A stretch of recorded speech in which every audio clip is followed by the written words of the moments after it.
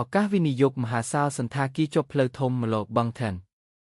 ម្ចាស់ត្រូវការលក់បន្ទាន់បញ្ចុះតម្លៃពិសេសត្រឹមតែ$175 លានអាចចរចាបានទីតាំងជាប់ផ្លូវធំម្ល៉ូសង្កាត់បង់ថរិងហ្គេខណ្ឌបង់ថែនតំបន់អាជីវកម្មដ៏មានញឹកភ្ជាប់ដោយផ្ទាល់ទៅកាន់ខណ្ឌថែនហ្វឺនិងខណ្ឌ6ព័ត៌មានលម្អិតនៃអចលនទ្រព្យផ្ទៃដីសរុប 1.773 មានប្លង់រឹង3ដាច់ដោយឡែកពីគ្នា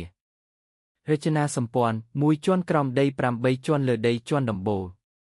ទំហំអាជីវកម្ម42បន្ទប់សន្តាគារលំដាប់ខ្ពស់កន្លែងសម្រាប់អាជីវកម្មភោជនីយដ្ឋានសាច់អាំង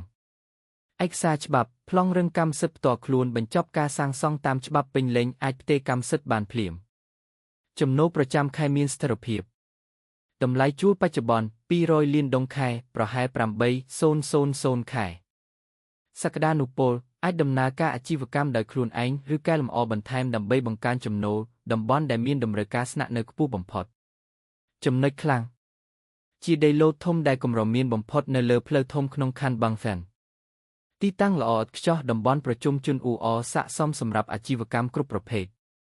ស័ក្តិសមបំផុតសម្រាប់អ្នកវិនិយោគទុកយកចំណេញដំណើរការខ្សែសង្វាក់សន្តាគារឬធ្វើជាទីស្នាក់ការកណ្ដាលក្រុមហ៊ុនតម្លៃលក់ថ្មី$175,000 លានប្រហែល$7 លានអាចចរចាផ្ទាល់ជាមួយម្ចាស់